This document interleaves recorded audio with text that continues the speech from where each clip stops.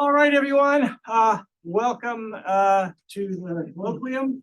It's my great pleasure to introduce my colleague from the Harris School, Oeindrila Dube. Oeindrila is the Philip K. Pearson Professor at the Harris School. And I'm trying to see if there'd be anything in this intro that I didn't know. There is one fact I didn't know about you, so but I'll read them all. Her research focuses on economic development and political economy, and much of her work is on the causes and consequences of violence and crime in countries around the world. She's an affiliate of the National Bureau of Economic Research, NBER, as well as SAPAL, where she co-directs the Crime and Violence Initiative. She also directs the Socioeconomic Inequalities Initiative over at the BFI. And she holds a bachelor's at Stanford, a doctorate from Harvard, and I did not know, also an MPhil from Oxford, where she was a Rhodes Scholar. So I learned something already. And really excited to have you work with us.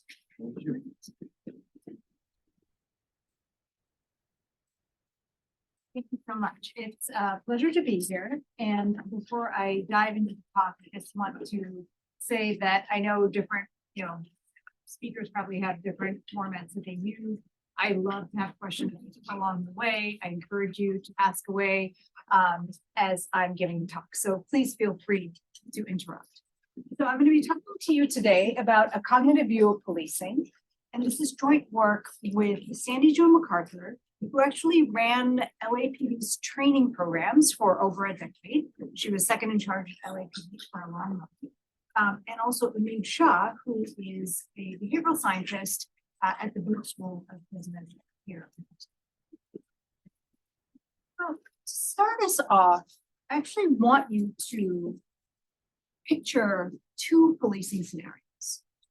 So in the first scenario, imagine that a police officer encounters a teenager in a high crime neighborhood and sees the teenager chucking something into the street, maybe a bomb.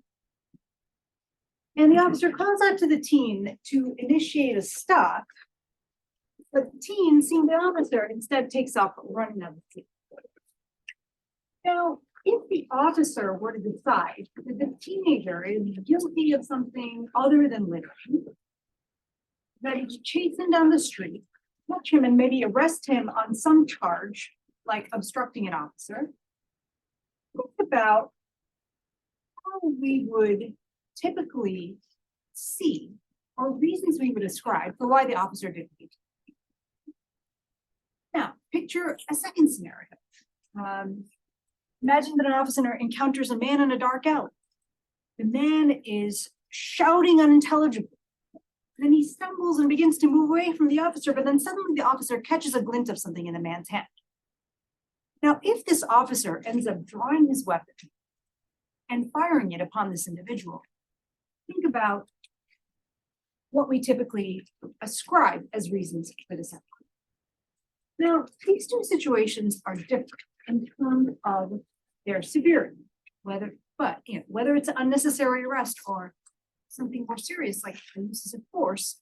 Both of these are adverse policing outcomes.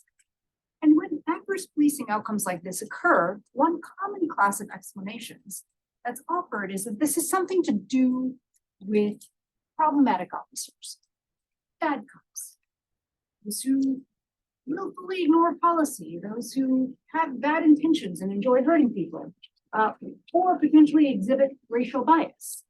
And certainly that would be consistent with a large literature that documents racial disparities in policing outcomes. Now, it's second class of explanations that are commonly advanced. This is something to do with deficient policies.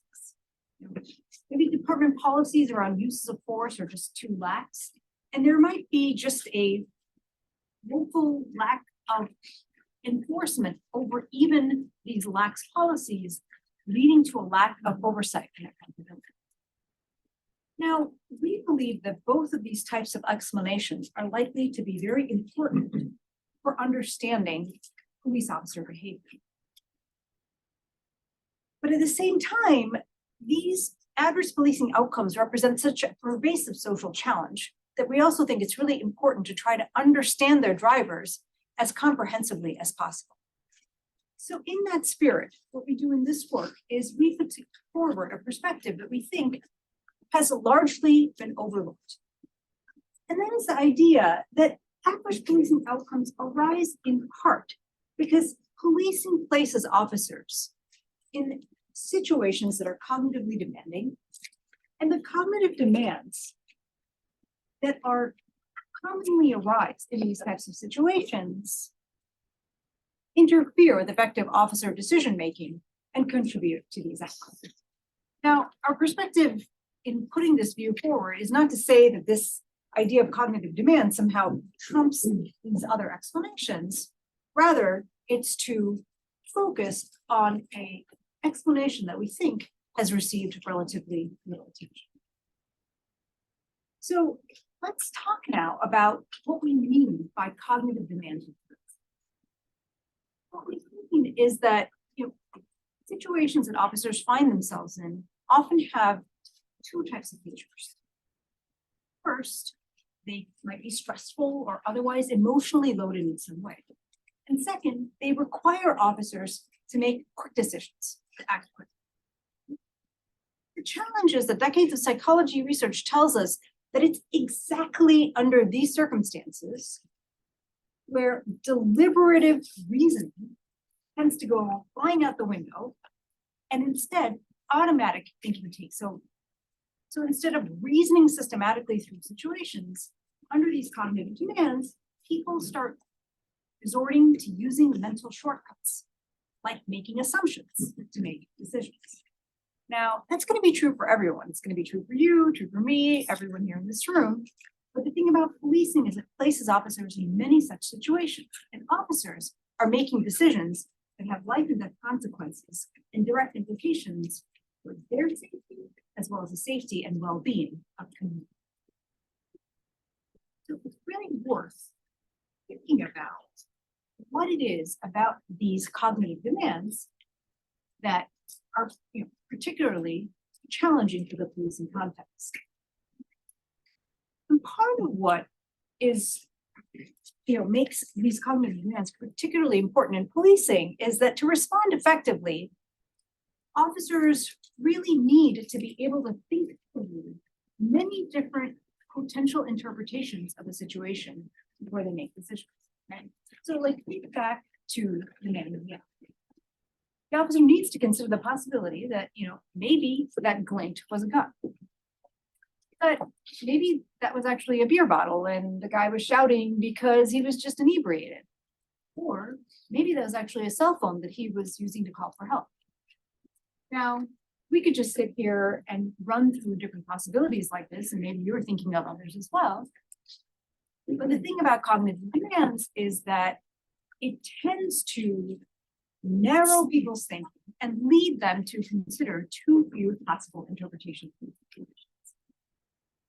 Now, if this is true, and cognitive demands lead to this type of narrowing, then that also has a direct implication. That training officers to be able to systematically consider alternative explanations of situations should then lead to reductions in adverse policing outcomes like uses of force or unnecessary arrests. So based on this is what we did. We actually set out to develop a new training that does exactly this, that aims to train officers to better navigate cognitive demands by training them to be able to consider different interpretations of situations prior to when they act. So this new training that we developed is called situational decision making, or SITD for short. And when we developed this training, we wanted to be able to understand its effectiveness. So we also evaluated it in conjunction with the Chicago Police Department through a large-scale experiment that we implemented through the University of Chicago Crime Lab. And so we very much see this work as a test of the theoretical idea of cognitive demands contributing to adverse policing outcomes. But we also see it as a possible proof of concept, as an example of a type of an intervention that can help to address these cognitive demands in policing. Are there any questions so far? So I'm going to actually then dive into telling you about what this training had and what its key components were. So we really think of CIT-D as having, these kind of three basic components. First and foremost, we train officers to recognize the situations that are going to be cognitively demanding. And so we have officers do an exercise in which we have them identify what triggers emotions in them, like anger, frustration, irritation. And they'll say things like, well, when someone, refuses to show me ID, or when someone flips me. Okay. And it's useful for them to identify these types of situations because, then they know that these are going to be the types of situations where potential problems or challenges might come up. So many of the things that they write down are, these types of examples where they perceive people to have what they describe as contempt of God. And when they perceive that sense of contempt, this is going to trigger emotions for them that is going to get in the way of clear and effective thinking. So one of the problems that can come up when something is interfering with clear and effective thinking, well, we teach them about a common set of cognitive biases, or what we call thinking traps in the curriculum. So these are things like catastrophizing, which is assuming the most dangerous or worst or most extreme outcome. So catastrophizing would be assuming that glint was a gun. Then we also teach them the flip side, which is minimizing potential danger or an adverse outcome when it might be potentially present. In addition, there are thinking traps like personalizing, which is assuming that people are acting in ways to antagonize you. So instead of recognizing that, maybe a citizen is acting a certain way because of whatever is going on with them or, whatever they're experiencing, you might be projecting that they're actually doing something to antagonize you. That would be a thinking error. And there are also things like overgeneralizing to this situation on the basis of past experiences. So then once they're aware that there are these potential thinking traps that might come up, we then give them a set of tools that are really designed to help them from falling into these thinking traps and avoiding these potential cognitive biases. And a big part of that is helping them learn how to develop alternative interpretations of the situations that they're in. And so a big motif of the training is to make the most of the little time you have, right? Because you can use 3 seconds to have the same thought over and over again. That's a gun, that's a gun, that's a gun, or you can use those 3 seconds to have 3 possible interpretations, like maybe that's a gun, maybe that's a bottle, maybe that's a cell phone. Now, we use a lot of different media in the training to kind of help train officers through these different types of interpretations.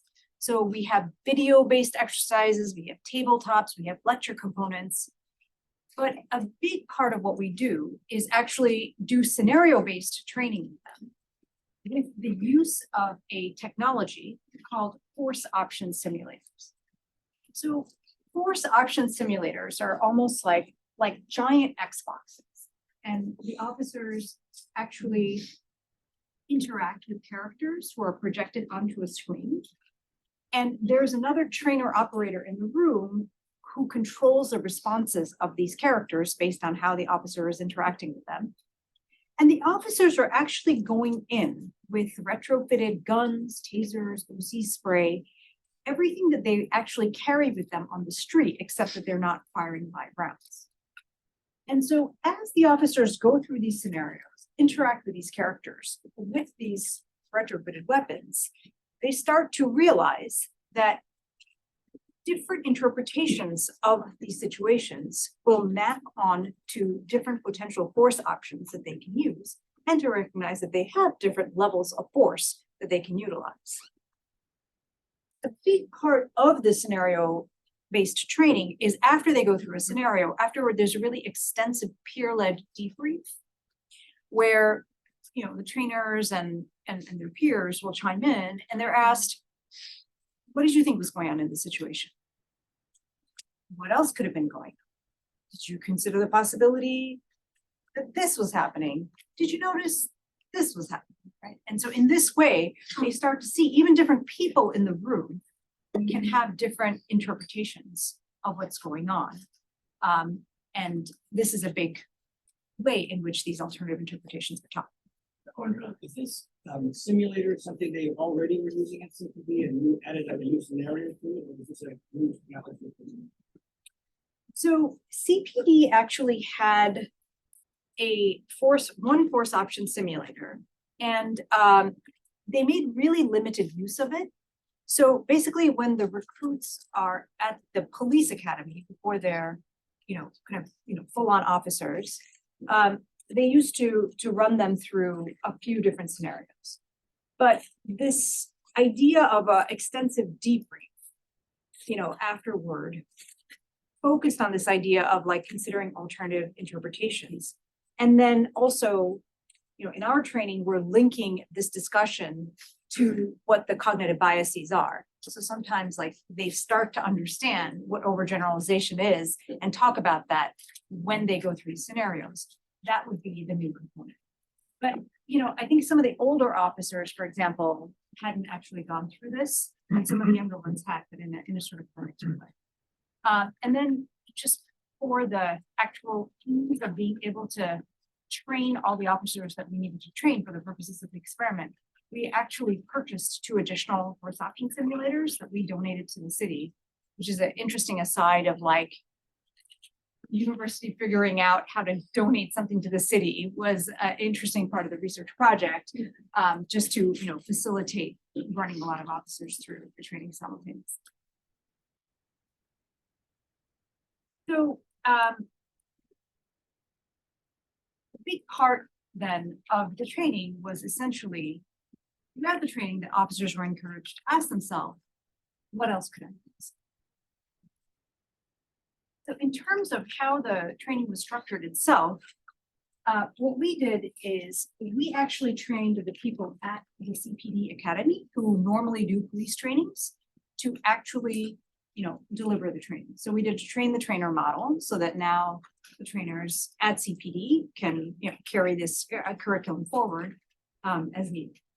The classes were relatively small in the sense that there were about 16 officers and there were about 4 trainers, and the ratio was needed in order for the trainers to be able to like manage the classroom component as well as the force option simulator component in terms of running groups of people to the FOSs. And then a really important feature of the training is it was spaced out in the following way. So first, there were 4 sessions altogether, and each was 4 hours long. So this was 16 total contact hours. And then they were actually spread over the course of 3 months for any given officer. Because the idea was that, you would learn a new lesson in one class, then you were encouraged to go out in the field and reflect on how that lesson applied or came up in the work that you were doing on the street. And then you would come back in, and when you came back in, you were asked to have a discussion on, what you saw out in the field before the class went on to learning the second lesson. And this kind of spacing is really important because if you want to change how officers think or approach situations generally, you can't do that through a one-shot deal. And so we wanted this kind of, iterative component with spacing in between. Now, when we rolled the training out, we structured it as a randomized controlled trial so that we could evaluate its impacts. So we started with a pool of about 2,070 officers. These were actually all officers at CPD who had some kind of active assignment. So they were not in an administrative role, had been out of the academy at least 2 years because that's when they're no longer considered probationary, and who had completed all 3 state mandated courses because CPD didn't want, they're taking this training to interfere with the completion of those courses. So that's who this sample of officers is, but it's everyone who has between 2 and more years of experience on the job. So importantly, what we did, the way that we randomized is we did it within units called the way we define the strata are a unit interacted with watch. In other words, a unit is one of 22 police districts in Chicago, or a specialized unit like a area saturation team, a gang unit, or a tactical team. And then a watch is one of 4 possible start times. And so within each combination of watch and unit, we randomized half of the officers to get the training and half to serve as a comparison control, because CPD didn't want us pulling all the officers on a given watch off the street for the purposes of training, since that would, jeopardize public safety. And then when we actually did the evaluation, we actually had 2 sources of data that we used to look at impacts. First and foremost, 4 months after the training wrapped up, we brought all the officers, both those who got the training and those in the comparison control, back into the academy and then ran them through a series of lab assessments, and saw how they responded to scenarios. In addition, we looked at what they were doing out in the field with the use of CPD's administrative data. So the focal outcome here is also going to be 4 months after the training to align with the timing of the end-line assessments, but I'm going to show you some results from additional periods as well. And importantly, we pre-specified the set of outcomes that we were going to be examining in 2 pre-analysis plans. Do you also have baseline data on the officers, like their previous use of force, that you can compare within individuals as across individuals? Yeah, so in so the way that we set the analysis up, we in fact control for the baseline outcomes that are measured in similar ways in the pre-training period and the post-training period. So effectively, we're controlling for the starting point. But it's not strictly, it doesn't make much of a difference to the outcomes, whether we include those controls or not. Related to that, I'm just curious about the parameters you used on evaluating officers. How do you measure appropriate use of force? Good question. So, so what we are going to be able to measure are uses of force, okay? And so then the question is, as you'll see, we're going to see a reduction. So you might think, is this a good thing or a bad thing? So then the way that we think about it is, we would think, what would be potentially problematic about a reduction in uses of force? Okay. Well, it could be potentially problematic if it results in officer injuries, because that sort of suggests somehow their reduction in force is going hand in hand with them endangering themselves. But what we actually observe are reductions in officer injuries as well. So when I get to the field results and I show you the outcomes, you should be thinking about what else you would want to see to better gauge, is this a good thing that we're seeing a reduction? But of course, the starting point for this analysis is in some ways the assumption that right now there's a miscalibration, so that there's excessive uses of force, so that there's potential to reduce that without jeopardizing public safety. But again, I think additional tests are needed to really make the case for that. Just quickly, when did the trainings happen and when did your evaluations happen? The training started in March 2020. That was when That COVID was started. what I was curious The about. training stopped in March 2020. It resumed again in September 2020, which is when CPD restarted all of its training programs. And it went from September 2020, the last officer went through the training in January of the following year. And so then you can think of it as 4 months after that. So think of the results as from data from 2021. How were officers recruited to the study? No, that's important. So a CPD, because this was adapted as a CPD training, officers are ordered to go to training. which is a good feature, for us, because that's how training normally works. They're ordered to go to training, but it also means that this is not a selected group of officers who, decided they wanted to be part of the training. What do you consider good? So the control group you should think of them as getting like business as usual training. But don't think of that as like 1 or 2 classes. There's like 119 different classes and different combinations of classes that the control officers may have taken. So think of it as like a varied set of trainings. They spend an equivalent amount of time getting trained in something that they charge. Yes, because so the state actually required officers to have at least, I think it was 32 hours of training during this year. This was something that was ratcheted up from the requirement from the previous year because CPD came under a federal consent decree because of the civil rights violations that it had been experiencing.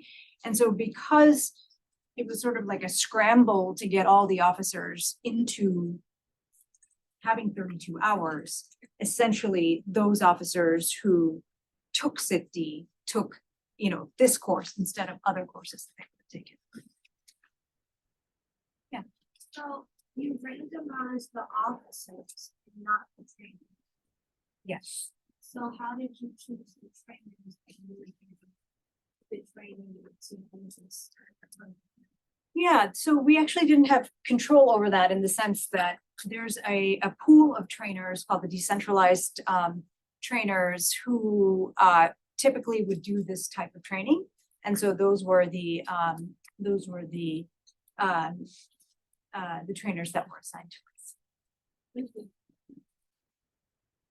Okay, so I am going to now, first and foremost, show you this chart, which are based on anonymous course evaluations that the officers filled out when they took their last class. And so, these suggest that the officers actually liked the training quite a lot, and 93% said it would be useful for the job.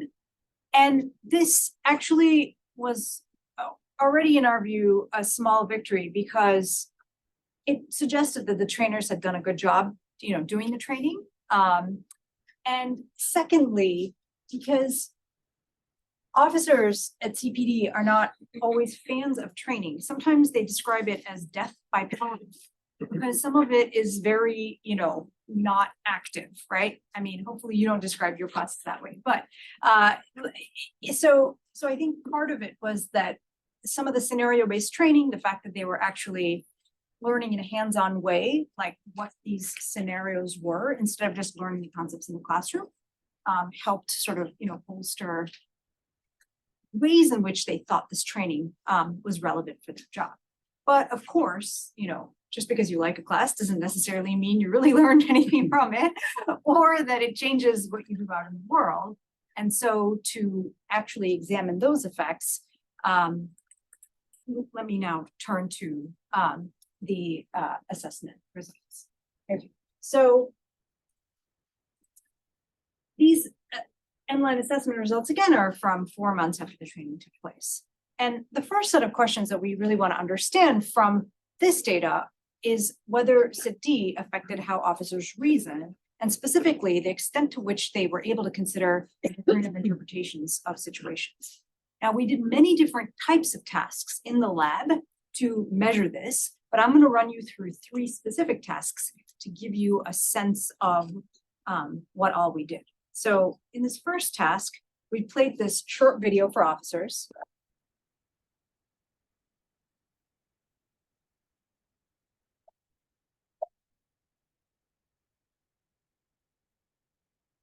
So in this video, you can see there's a man who's behaving a little erratically. He's coming around from the driver's side to the back side of the car. And what we did is we asked the officers after they viewed this to take a minute to write down as many potential explanations they could of what they thought was going on in the situation. And a lot of the officers will say things like, well, this guy's clearly got, contraband hidden back there. He's got guns back there. And they'll describe a set of things that require enforcement actions. But other officers notice, hey, they're actually stopped outside of the ER. And they'll say things like, maybe his wife is having a baby in the back seat, right? And so what we did is we had coders code up whether the explanation falls in the category of requiring enforcement, the person needing assistance, or some other category. And what we observe is that while the training doesn't change the total number of explanations that officers advance, it does change the range of potential explanations that the trained officers advance. So the CITD trained officers were more inclined to come up with more than one category of explanation that was driven by them being more likely to recognize that perhaps the person was acting the way they were because they were in need of assistance. Okay.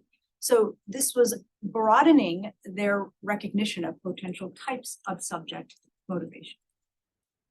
Now, in a second task, we showed them a series of photos like this one.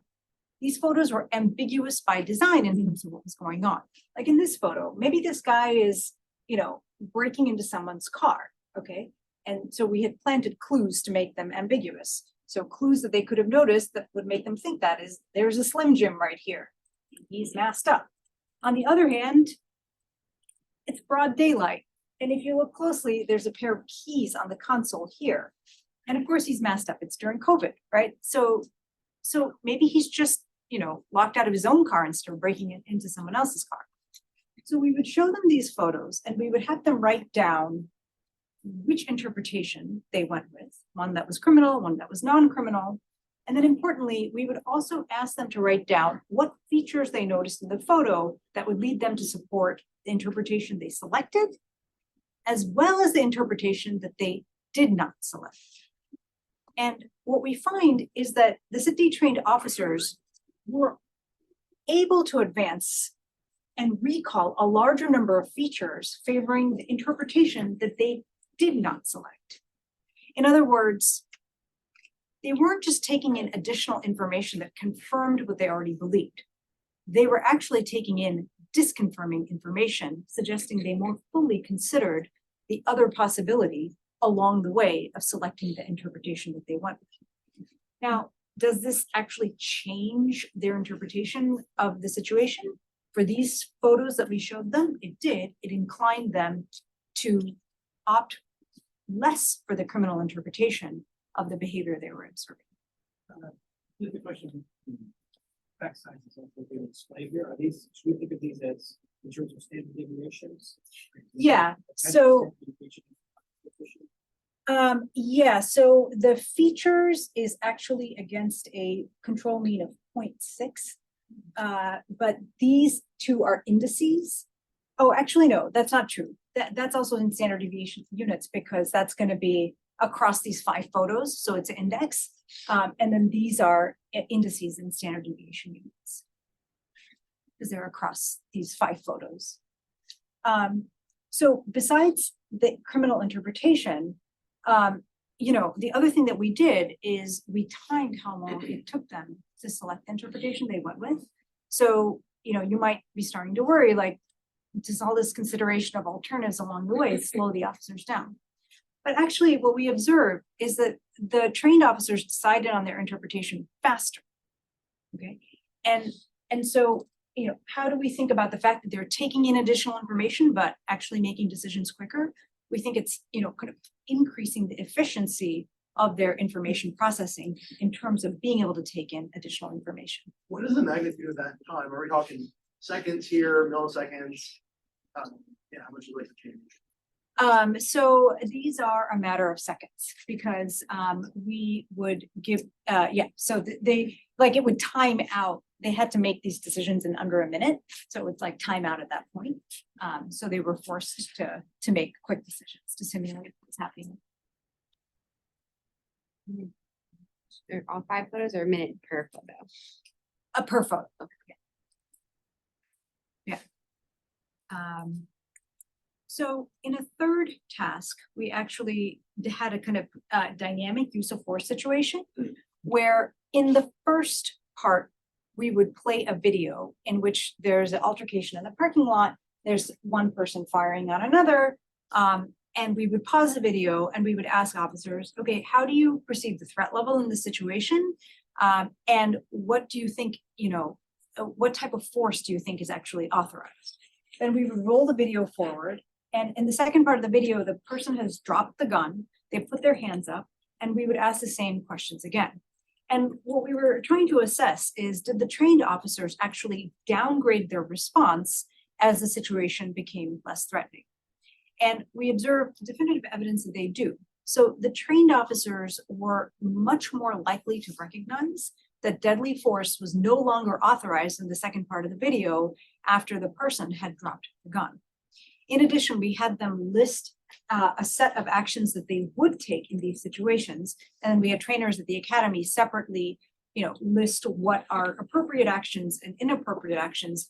And we find that the trained officers are more likely to list a set of appropriate actions that are that the trainers had separately specified as appropriate.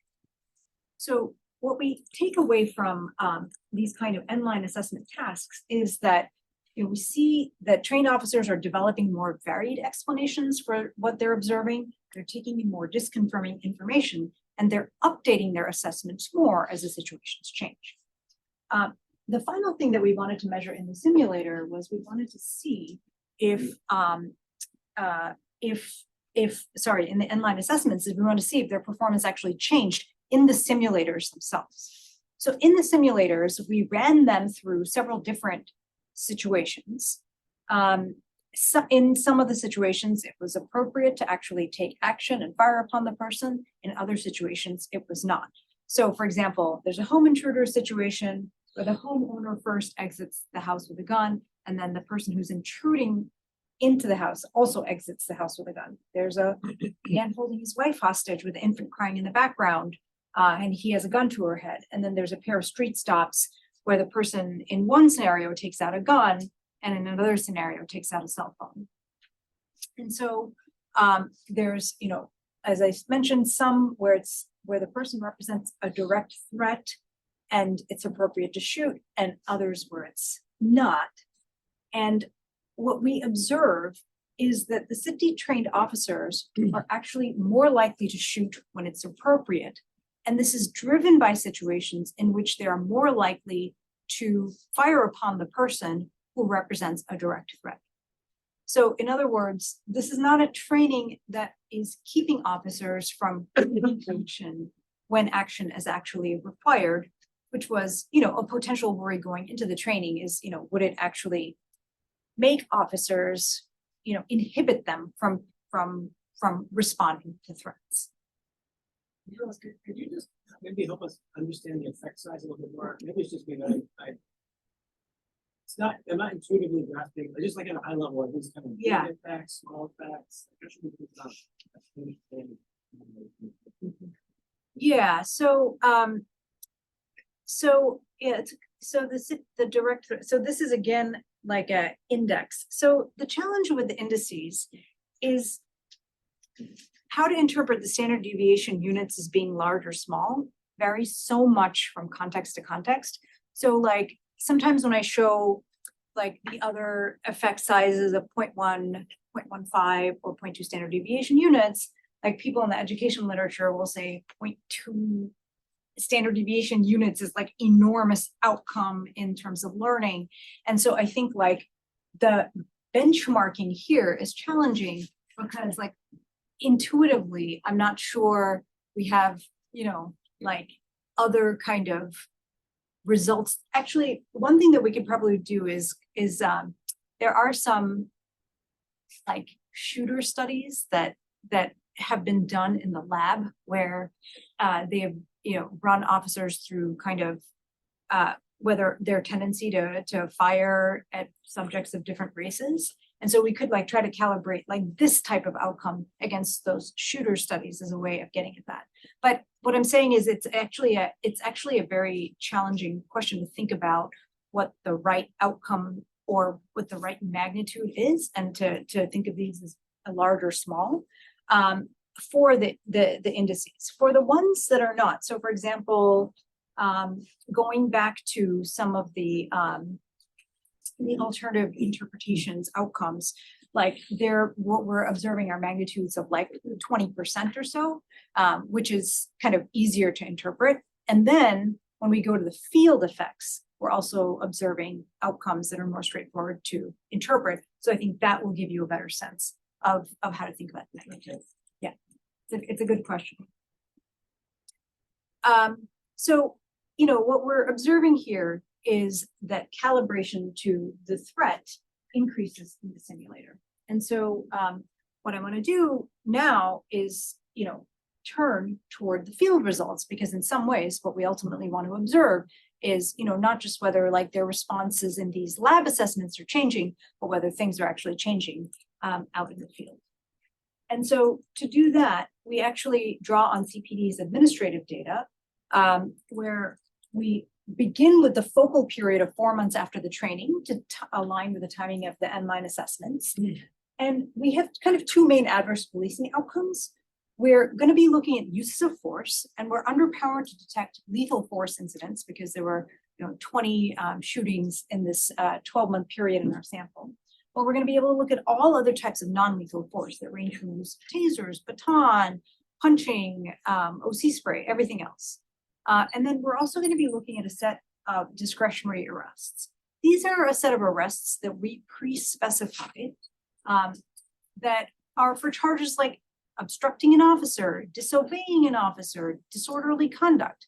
These are arrests that that my co-author Sandy Jo likes to call bullshit arrests. Like, they're often arrests that happen not because they're like the best way of resolving a situation, but happen because the officer is experiencing anger or frustration or irritation, and so resorts to making an arrest. And you know, we have some robustness checks with other broader measures of discretionary arrests, because, you know, as I said, this was a subset that we pre-specified that we thought was, you know, most likely to move in response to the training.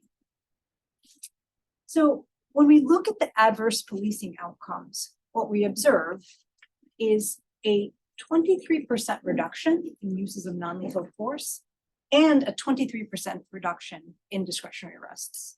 So, you know, this is one way of thinking about what these magnitudes are. And it's actually just a coincidence that the number is 23% in terms of the percentage fall, because 80% of discretionary arrests happen without use of force and vice versa. So you really should think of these as like separate outcomes. So besides looking at, you know, the discretionary arrests, there was another way in which we examined arrest outcomes. And we look at arrest outcomes that are disaggregated by race in terms of the race of the subject, okay? And this is interesting because the training was not about implicit bias, okay? It didn't you know, its focus was not racial bias, right? And yet we see a really distinct pattern based on race of subject. We observe that the training reduces the arrests of Black subjects by 11% and has no significant effect on the arrests of subjects of all other races. And I lump them all together here into other races, but if you look at each race category separately, we don't see any effects on any of them. And, you know, the distinction by race is particularly large for the discretionary arrests, where we observe a 28% reduction in the discretionary arrests of Black subjects, but observe no statistically significant, and based on the magnitude of anything, like a 6% increase in the arrests of other subjects.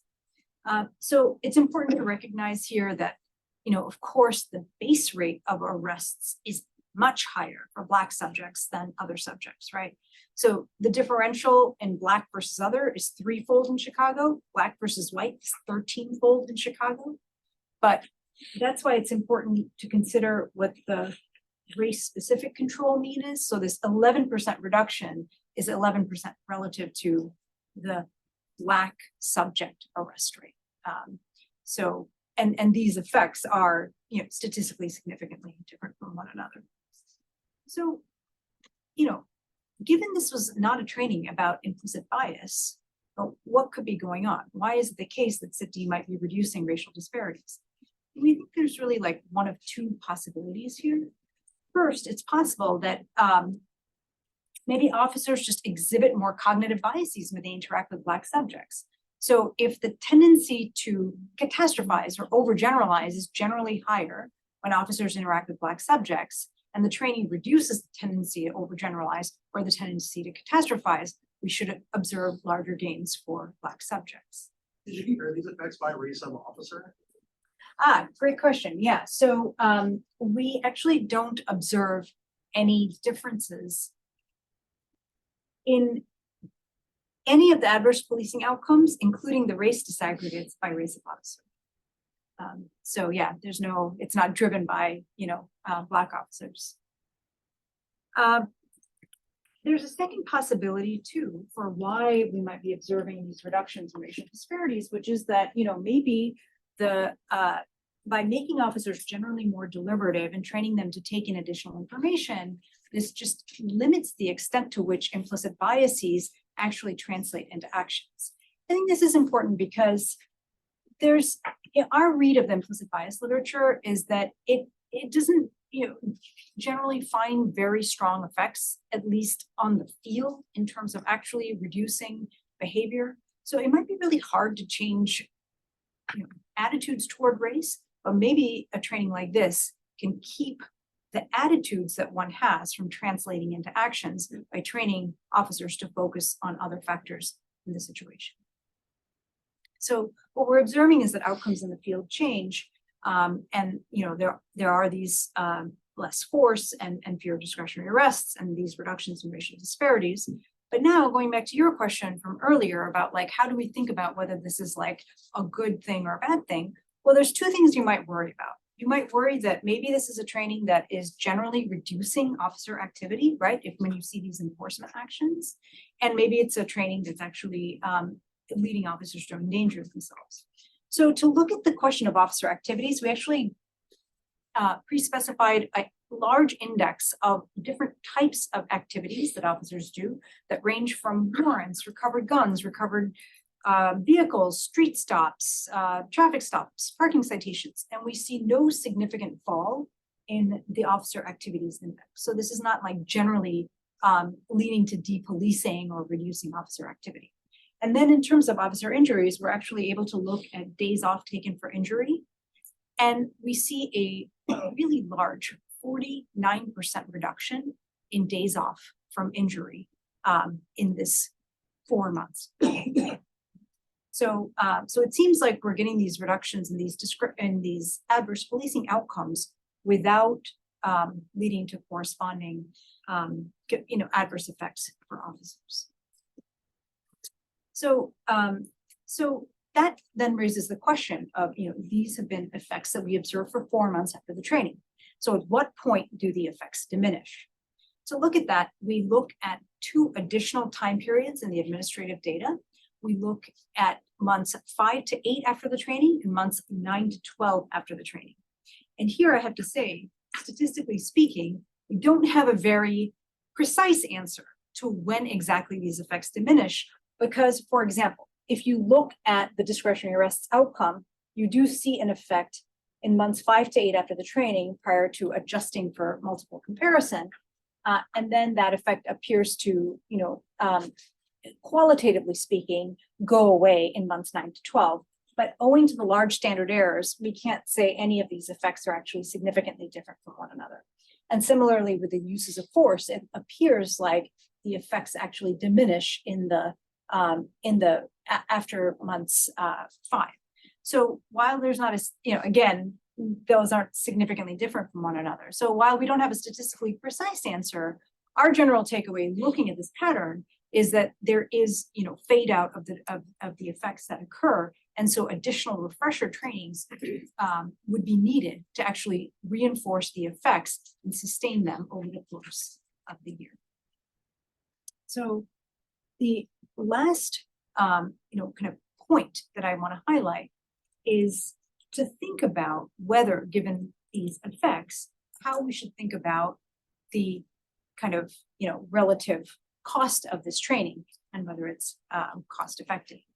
So you'll notice the slide is not called cost benefit analysis. It is just called cost analysis. And that's for the reason that the cost of the training is relatively straightforward to estimate. Okay, we estimate it to be about $864 per officer, which is similar to the cost of other trainings that use this type of technology, like LAPD's use of force training costs approximately the same. The benefits of CID are a much tougher question, okay? A lot of them are non-market, things that are hard to value, right? There's physical and psychological gains from experiencing fewer arrests and uses of force. There could be less social unrest. There could be more trust in the police, more cooperation with the police. And these things are hard to put a dollar figure on. But what we can do is we can hone in on one very particular narrow benefit associated with the training, which is fewer days off from injury. And just the days off from injury alone saves about $1,056 per officer. And so even just this narrow benefit outweighs the direct cost, which suggests to us this is a training that could actually pay for itself if departments continue to adopt. I'm going to pause here and see if there's any other questions before I turn to.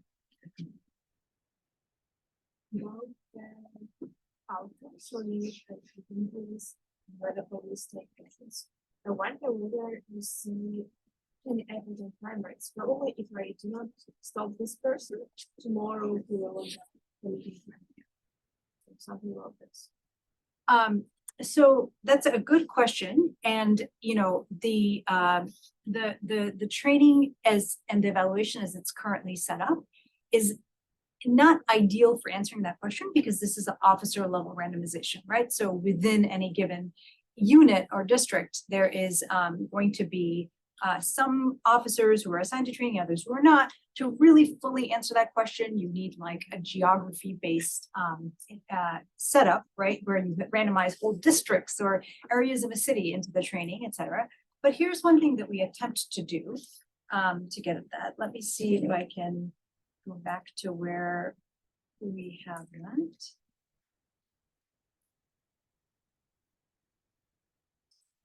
So that's nothing.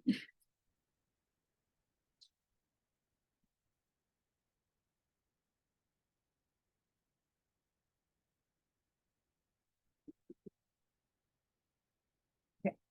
So what we can do is we have some variation in the fraction of treated officers out of all officers, not sample officers, because by design in the sample, 50-50 in training and control, but out of all officers, there is a variation in what fraction of a unit is assigned to the training. And then we can look at the crime rates in those districts based on that fraction. And we don't see any, effects associated with the fraction of trained officers on violent crimes or crimes in the post-training period. And then we just verify that, things are balanced in the pre-training. What determines the variation in each unit? Is that just a function of randomization or was that pre-planned? So for the randomization, we planned, we identified the sample of people who were out 2 or more years and had taken those 3 classes and were on active duty, right? And then we randomized within them, so it's 50-50. But there's all these other officers who haven't yet taken those 3 classes, some who are just out 1 year, and so that creates variation in the fraction trained. And is that random variation? I don't know, that's, this is why it's kind of imperfect evidence. But what we do see is whatever that variation isn't associated with crimes in the pre-training period, which is helpful at this point. Professor, while I deeply appreciate the use of RCT, I was just wondering if there is a theoretical underpinning the use of trainings in correcting such behaviors. And I'm trying to draw a parallel here with the theory of rational addiction. So a person's cognitive bias could be built upon numerous repeated such interactions. And a training is just not going to change that. And even if you had a training, it's not a cold turkey type of a training where it's a big change and, people just stop behaving impulsively. So what's a theoretical underpinning of why training or such trainings would actually be effective?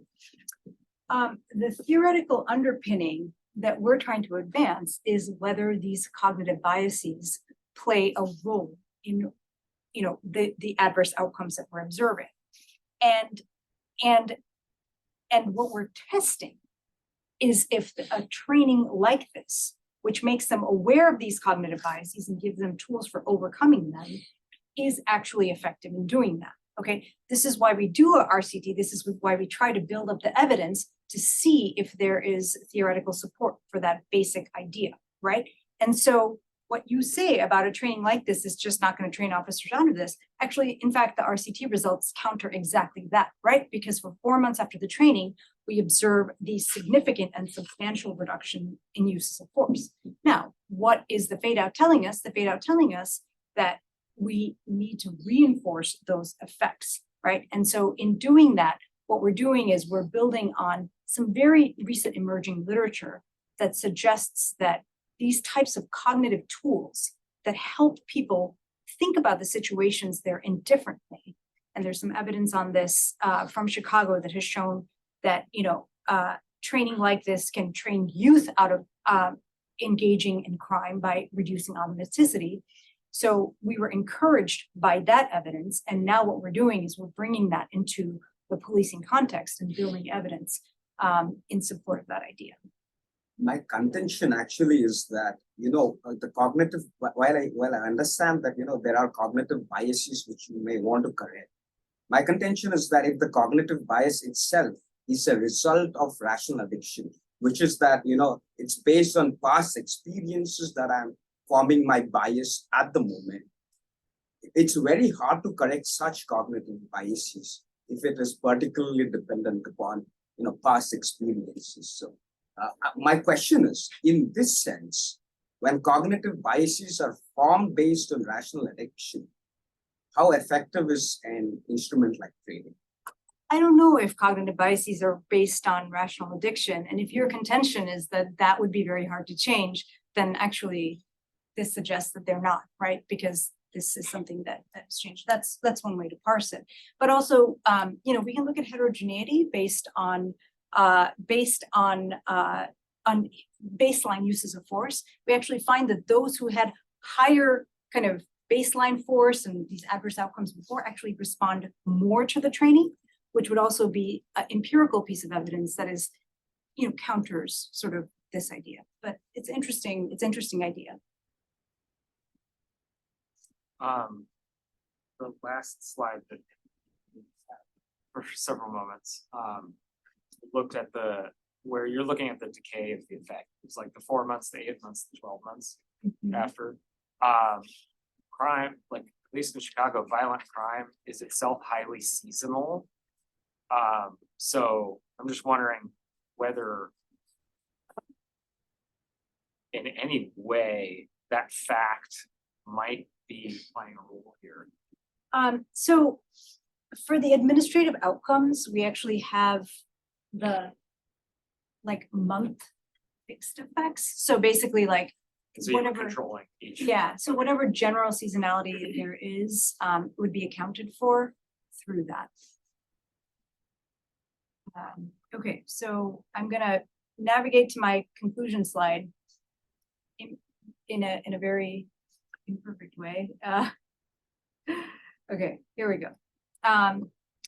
So I think what we see here is evidence that, adverse policing outcomes stem in part from cognitive demands in policing, and the training officers to cope with these cognitive demands improves both how they process situations in kind of a lab setting, but also out how they respond out in the field, including in ways that have implications for racial disparities in policing. So I think the most important takeaway for us is that officer behavior is malleable.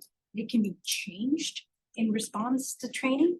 Now, open questions definitely remain about how to translate these principles into a scalable training with ideal dosage, like how often do we need refresher trainings, et cetera. These are things that remain to be answered. But I think as a proof of concept, this result suggests that CIT and trainings like this are going to be a fertile ground for future work.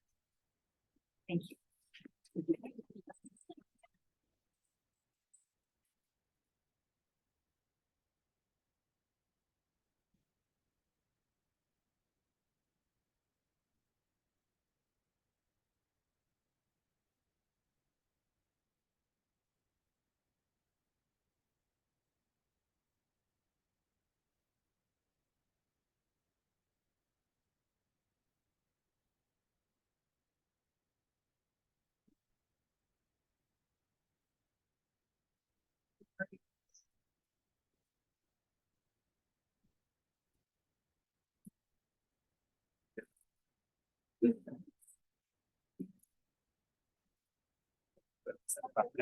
Yeah, that's good.